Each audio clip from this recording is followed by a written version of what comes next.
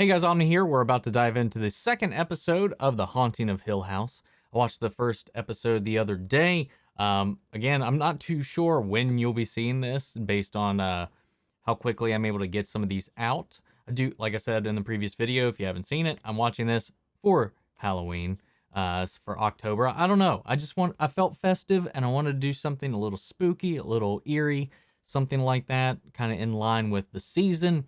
Because I haven't really celebrated the holiday in a really long time, it feels like. So like I wanted to get into something more in theme with the month, and I had not seen Haunted Hill House, so we're checking that out. I thought it'd be a fun ride. I was also thinking about checking out Train to Busan. I'm working with somebody right now to see if maybe we could do like a reaction for that, possibly. If I can work something out to get some help with that, because it is obviously a movie, a lot longer than your usual TV show episode. But also Resident Evil Infinite Darkness, considering the Resident Evil movie that we reacted to the trailer of just the other day won't be out until November, which is like, it's a little bit of a missed opportunity, isn't it? Dropping a nice little movie like that, I think would be nice and fitting in Halloween, but I don't know. But maybe you check that out. That one's easy though, because it's like 4 episodes and they're each like less than half an hour long. So I might do that as well. I don't know. I don't know why. Just feel like getting into the spirit. But last episode was a lot of fun. I really enjoyed the pacing, the structure. It did kind of throw me off a little bit with the jumping in time, considering we jumped to more than just the present and the past. There was some in between in there as well, from where we're actually following the characters and where they have been. But the setup, the pacing, the tone, the feeling, the mood is all eerie, and I like that about it. And I like the performances that we've seen so far. This family went from like your like little like whimsical traditional family that you don't want anything bad to happen to the bad stuff has already happened, and we're seeing the after effects of it. And they're shattered, they're broken, they're still dealing with the pain and trauma from these events. They're separate in different parts of the world, most of them at least, and some not even talking with each other. And like we're seeing what the results as things are playing out beforehand. So it's like really interesting to kind of see as we do these flashbacks, like get a little bit more of the puzzle pieces to what exactly fractured this family, what exactly happened at the house, and what about the house is drawing them all back.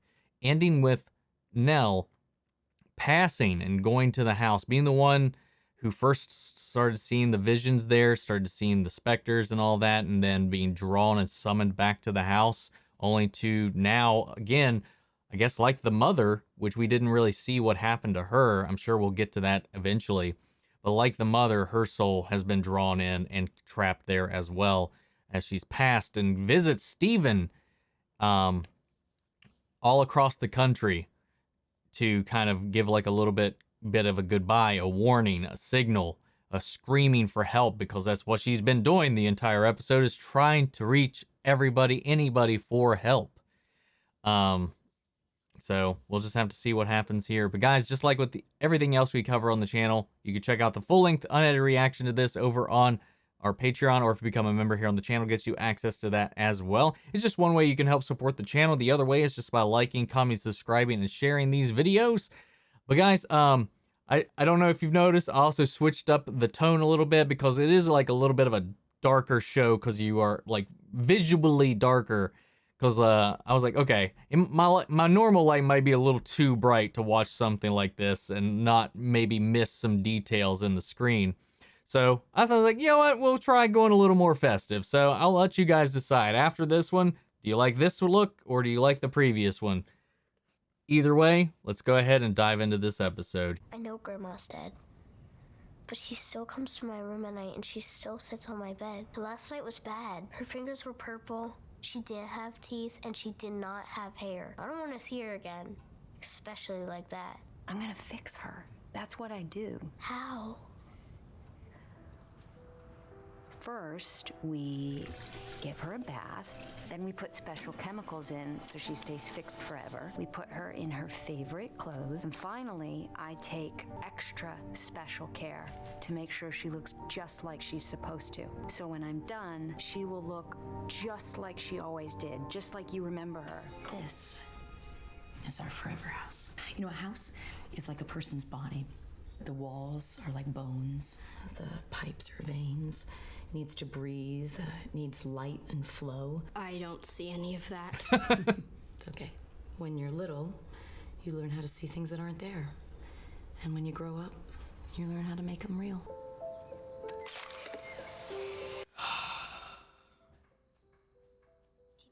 It's so sad seeing like young her and knowing that what happens in the end. She's reading a Shirley Jackson novel. Is that Kang?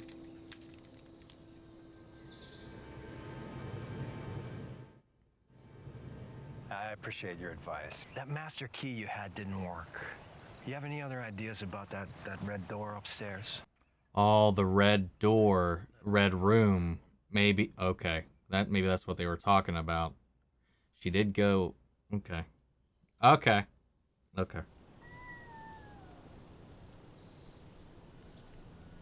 Sounds like a dog whimpering.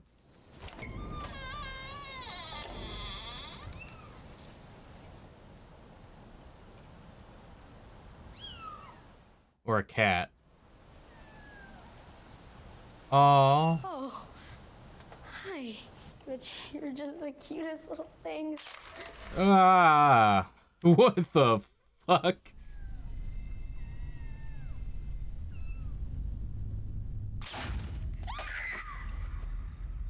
It's a wasp nest. Probably an old one. You see, sometimes they build their nest around things. I don't blame you for screaming. Yeah, Oh. built it around this. Whew. You know what that is? A mask? Yeah, a Halloween mask. We can't just leave them here. The dogs. Dogs. I don't know, Cheryl. Please. Mr. Dudley, have you ever seen those dogs? Do you think they'd go after kittens?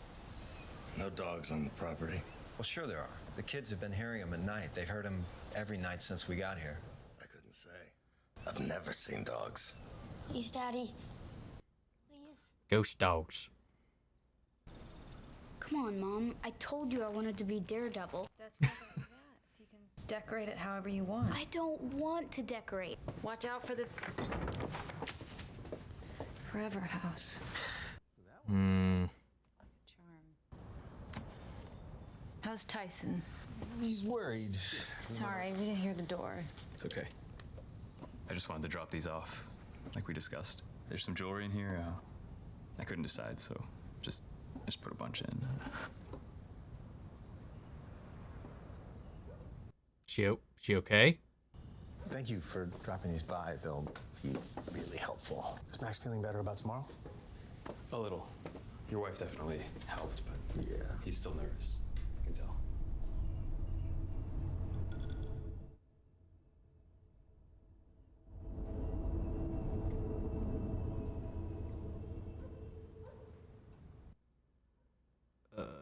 What? On the phone, you said he had insurance. Right. We thought so. Without an insurance policy, it's $6,000 a month, and we do recommend a 4 to 6 month commitment. And obviously, the first month for sure. And I can come back in 2 weeks with some more. Sorry, Cheryl. It's fine. I mean, I could still do Just pay some me of back when you're a famous writer. You might not want to hold your breath. You're all set. Yeah. We love you so much. Anything you need. You got this. He can do it.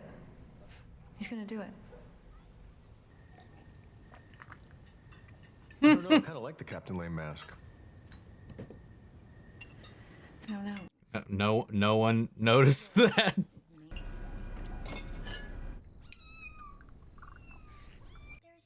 Man, the transitions in this show are really good.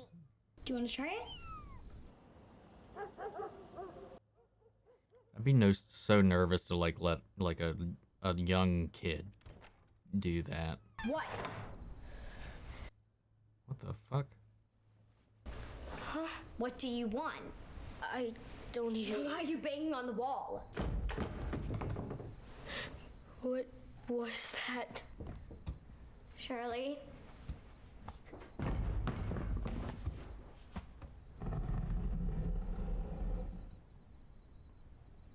Is that something? Was that like a furniture shifting or growling? I couldn't tell.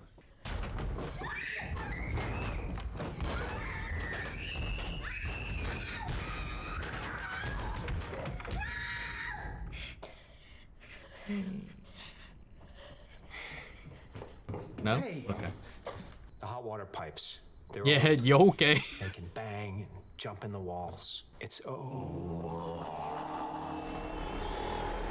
Thanks.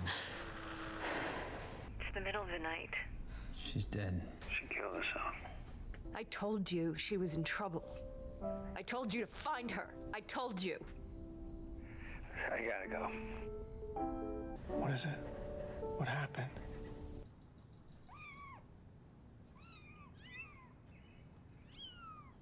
Yeah, one of them's not moving. Wake up.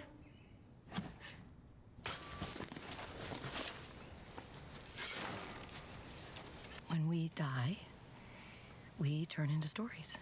And every time someone tells one of those stories, it's like we're still here.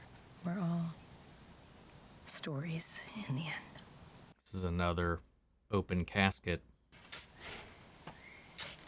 Wait, what? She's alive. What? Look, Honey, look. I know that. Honey, I know this is Her hard. lips are moving. Hey, it's okay. Wait.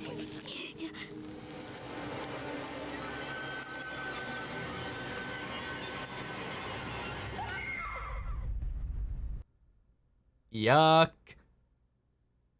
Nope. It's gonna be okay, Shirley. I don't want to see her. Mom. Here, come with me. The coroner ruled it a suicide, and there's restorative work I've got to do. Cheryl. She was in that house for hours. The blood pooled, insects, and her injuries. In the time it will take me to explain to you what to do with her, I could just do it myself. So I'm doing her myself. This is insane. Excuse us, please.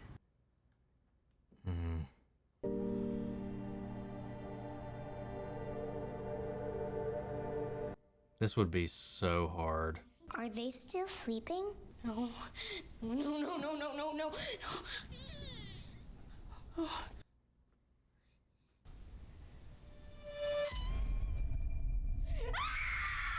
That's what's happening, Steve. Steve, do you know what I'm doing right now? I'm elbow deep in our sister's chest cavity, pulling out a bag of her internal organs. You have to get two grown men to a goddamn airport. Get it done.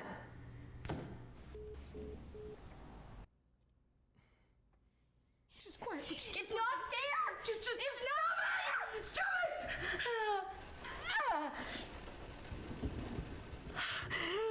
It's been a minute since you had one of your color storms. What? That's the thing. There was no color at all. It was pitch black. First migraine in what, a year? And it happens at the worst possible moment. Damn. Her first real brush with death, and now she's. And then I have one chance to pull it back, and I lie to her face and lock up with a migraine. This was not our finest hour, no doubt. Now she's a mortician, elbow deep in her own sister. I'm so excited. You're gonna look amazing. You already look amazing. God damn it, man. Again, with the transitions. That one hurt. How lucky for us, a famous author at your wedding. You promised. I know. Oh, so this all happened after he published the book she detested. What is it? Or protested, rather. She's expecting me to be here. Oh, no, she's not. Nobody is. So it's not that he missed it. She didn't let him attend. I was waiting for something to start happening with the body.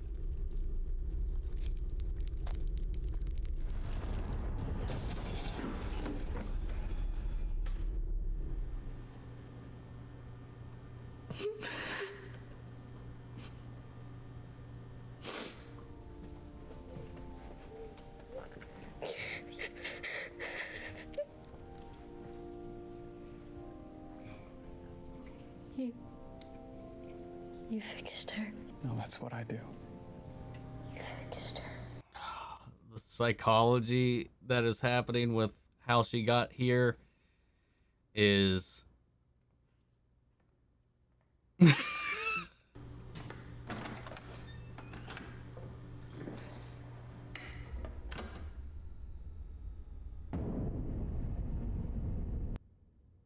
Is it the mom?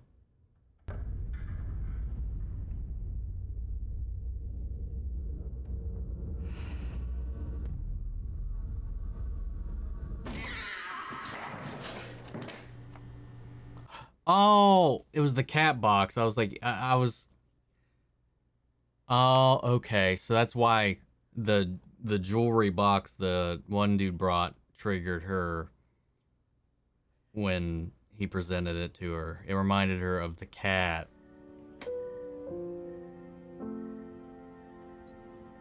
Yeah. I was expecting a light to turn on in the forever house. Man, that was a emotional episode. Slow, methodical, not really heavy on too many of the scares. We had a couple of moments, but like this one focusing, I think we're in the last one. We did bounce around a little bit in the last one, but a lot of our focus seemed to have been on Steven. This time around, it was on Shirley and her brushes with death, how she's kind of internalized that. Honestly, the spark that kind of put her down the path to working in a funeral home, being the one that preps the bodies, take care of the bodies, and fixes them. Because of that, kind of like playing off of her trauma with the kittens, and then not only that, with whatever condition her mother's body was in when they found it, because we never really saw it. We saw like a glimmer of it in the background as she was like chasing them for like a split second. And even in this, where we saw her body, aside from Nellie's that she like propped up, was handed to the cat box.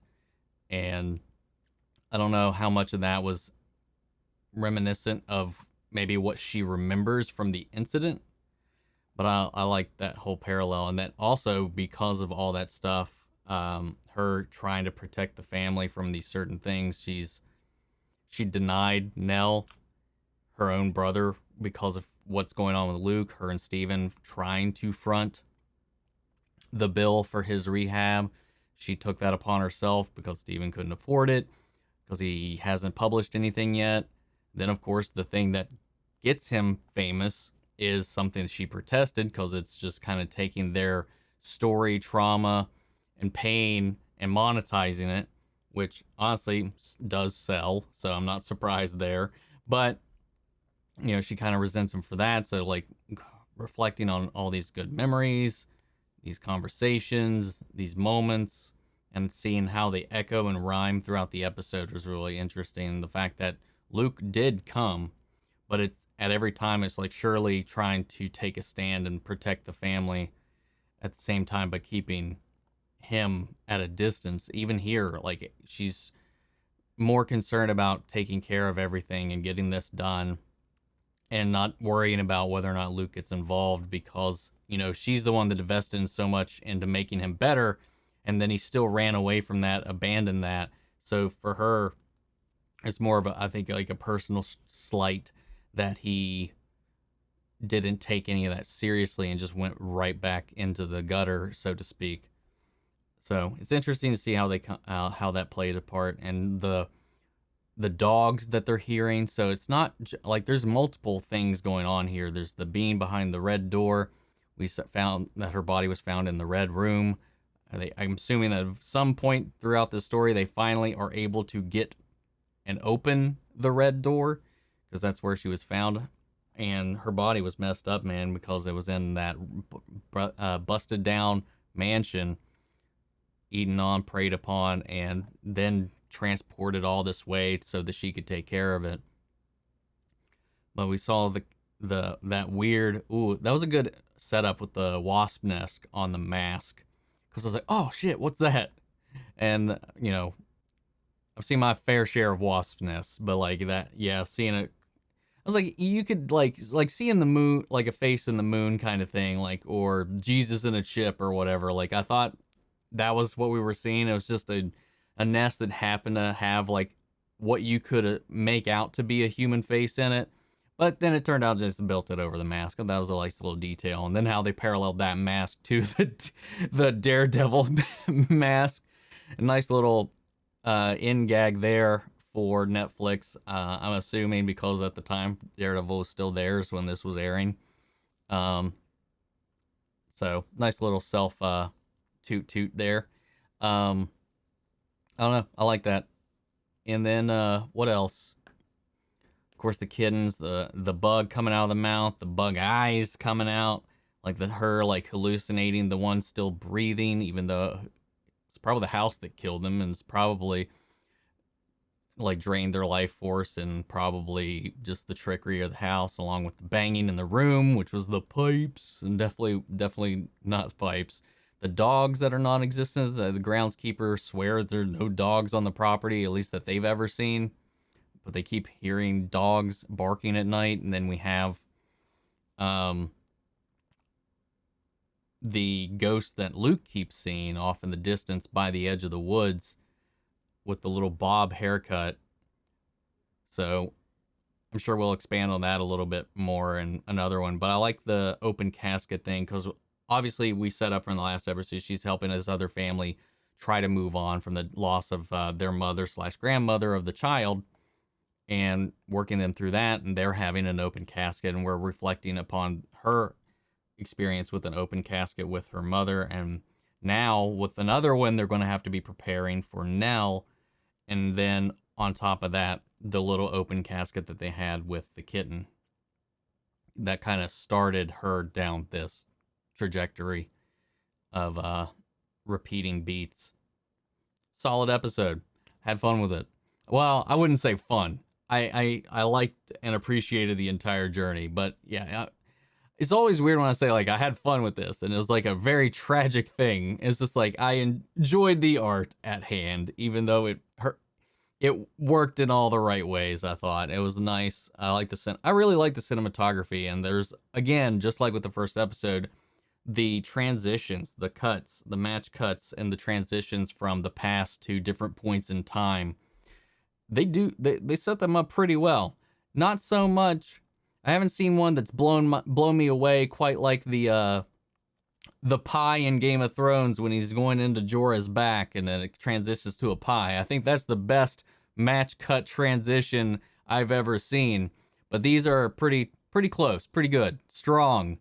I'm enjoying the ride though so far, and I'm just really curious about seeing how this all unfolds. And it's just sad, man. Everybody cut back and knowing where everybody ends up, especially now. So we'll just have to wait and see. Also, there was something up with the mom. She has these migraines that causes her to like have these color storms, so she says. Now I know migraines can get very bad and mess with your vision, but she was saying something about this time it was just pure blackness. Again, I think calling out to the presence within the house itself. So what's the story? I wonder, is this house? I'm asking questions that are probably going to come up at one point. It's like, when they moved into this, what was the history of the house before? There's obviously the family that lived there before. Are we going to learn about that family throughout the story? Like how this evil infested this home, or merely experience what is happening now to the new family trying to take care of it? but we'll have to wait and find out. Guys, this is another one down. I hope you enjoyed it. Let me know your thoughts down below. We'll carry on the conversation after the video. Remember, if you want to see the full-length reaction to this episode, it's going to be over on Patreon, or become a member here on the channel. Get you access to that as well. Remember, you can always join our Discord or follow me on all my socials and carry on the conversation, or join the conversations that we're having there. Links to all those are down in the description below. Before we go, I do want to shout out to channel legends, Mandy Sher, Ryan Karen, Jason Coleman, Philly Vane, Yuri Kurscom, Margaret Grace, Palings M, and Mary Bradley. Thank you guys so much for your continued support. But this has been another episode of The Haunting of Hill House, and I'll see you guys in the next one. Take care, everybody.